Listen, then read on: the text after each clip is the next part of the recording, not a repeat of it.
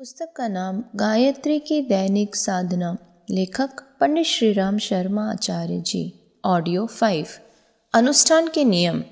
गायत्री अनुष्ठान 3 प्रकार के होते हैं। 24,000 जप एवं 240 आहुतियों के हवन का लघु अनुष्ठान। 1.25 लाख जप एवं 1250 आहुतियों का मध्यम अनुष्ठान।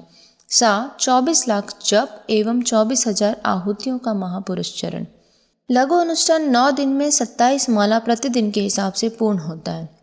मध्यम अनुष्ठान 40 दिन में 33 माला प्रतिदिन के हिसाब से पूर्ण करना चाहिए। 24 लक्ष्य यदि 1 वर्ष में करना हो तो 66 माला प्रतिदिन करनी पड़ती है। दूसरा तरीका यह है कि 24,000 के 100 अनुष्ठानों में या 1.25 लाख के 20 अनुष्ठानों में विभक्त करके इसे पूरा किया जाए। अनुष्ठान किसी शुभ दिन से प्रारंभ करना चाहिए। इसके लिए रविवार, गुरुवार एवं प्रतिपदा, पंचमी, एकादशी, पूर्णिमा तिथियां उत्तम है।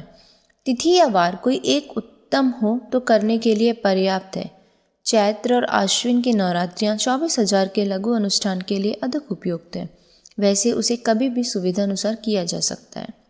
अनुष्ठान काल में पालन करने के योग्य नियम ये हैं: ब्रह्मचर्य से रहना, उपवास, फल, दूध, बिना नमक का भोजन, जमीन या तख्त पर सोना, अपनी हजामत, कपड़े धोना आदि सेवाएं स्वयं ही करना एवं चमड़े के जूते का त्याग।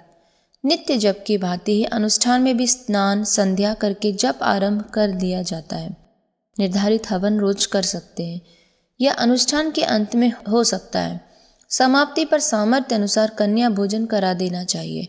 प्रसाद स्वरूप गायत्री चालीसा, गायत्री माता के चित्र अथवा अन्य गायत्री ज्ञानवर्धक साहित्य का वितरण करना चाहिए।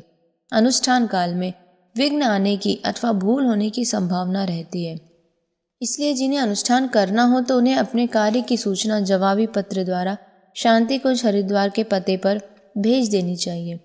उत्तर में कोई निर्देश आवश्यक होगा वह भी बता दिया जाएगा और अनुष्ठान का संरक्षण तथा त्रुटियों का दोष परिमार्जन भी किया जाता रहेगा। रोग, बुद्धि वृद्धि, राजकीय सफलता, दरिद्रता नाश, सुसंतति प्राप्ति, शत्रुता निवारण एवं अन्य उलझनों को सुलझाने के लिए ह्रीं श्रीं क्लीं ऐं हुम आदि बीज मंत्रों के साथ अनुष्ठान किए जाते हैं।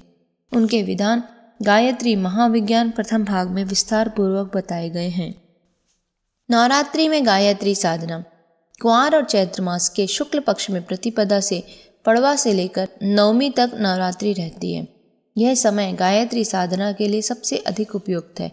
इन दिनों में उपवास रखकर 24,000 मंत्रों के जप का छोटा अनुष्ठान कर लेना चाहिए। यह छोटी साधना भी बड़ी साधना के समान उपयोगी सिद्ध होती है। एक समय अन्नाहार, एक समय फलाहार, 2 समय दूध और फल का आहार, केवल दूध का आहार, इनमें से जो भी उपवास अपनी सामर्थ्य अनुसार हो उसी के अनुसार साधना प्रारंभ कर देनी चाहिए। प्रातःकाल ब्रह्म मुहूर्त में उठकर शौच स्नान से निवृत्त होकर पूर्ण वर्णित नियमों को ध्यान में रखते हुए उपासना के लिए बैठना चाहिए। 9 दिन में 24,000 जप करना है। प्रतिदिन 2,667 मंत्र जपने हैं। एक माला में 108 दाने होते हैं, पर गिने 100 ही जाते हैं। 8 भूल चूक के लिए छोड़ दिए जाते हैं। प्रतिदिन 27 मालाएं जपने से यह संख्या पूरी हो जाती है। 3-4 घंटे में अपनी गति के अनुसार इतनी मालाएं आसानी से जपी जा सकती है। यदि एक बार इतने समय लगातार जप करना कठिन हो तो अधिकांश भाग प्रातः पूरा करके न्यून अंश सायंकाल को पूरा कर लेना चाहिए। अंतिम दिन हवन के लिए है। उस दिन पूर्व वर्णित हवन विधि के अनुसार कम से कम 108 आहुतियों का हवन कर लेना चाहिए। ब्राह्मण भोज और यज्ञ पूर्ति की दान दक्षिणा की भी यथाविधि व्यवस्था करनी चाहिए। एक छोटा 9 दिन का अनुष्ठान नवरात्रि के समय से यदि प्रतिवर्ष करते रहा जाए तो सबसे उत्तम है। स्वयं न कर सके तो किसी अधिकारी सुपात्र ब्राह्मण से करा लेना चाहिए। यह 9 दिन साधना के लिए बड़े ही उपयुक्त है। कष्ट निवारण, कामना पूर्ति और आत्मबल बढ़ाने में इन दिनों की कई उपासना बहुत ही लाभदायक सिद्ध होती है। नवरात्रियों के अतिरिक्त भी छोटा अनुष्ठान उसी प्रकार कभी भी किया जा सकता है। 1.25 लाख जप का 40 दिन में पूरा होने वाला पूर्ण अनुष्ठान है। 9 दिन का एक पाद अनुष्ठान पंचमाश अनुष्ठान कहलाता है। सुविधा और आवश्यकता अनुसार उन्हें भी करते रहना चाहिए। यह तपोबंधन जितनी अधिक मात्रा में एकत्रित किया जा सके उतना ही उत्तम है। छोटा गायत्री मंत्र, जैसे 1.25 जप का पूर्ण अनुष्ठान न करने वालों के लिए 9 दिन का 24,000 जप का लघु अनुष्ठान हो सकता है। उसी प्रकार अल्प शिक्षित अशिक्षित बालक या स्त्रियों के लिए लघु गायत्री मंत्र है। जो 24 अक्षर का गायत्री मंत्र याद नहीं रख पाते, वे प्रणव और व्याहृतियाँ ओम भूर्भुवः स्वः इतना पंचाक्षरी मंत्र जप करके काम चला सकते हैं। जैसे चारों वेदों का बीज 24 अक्षर गायत्री है, वैसे ही गायत्री का पंचाक्षरी मंत्र प्रणव और व्याहृतियाँ है।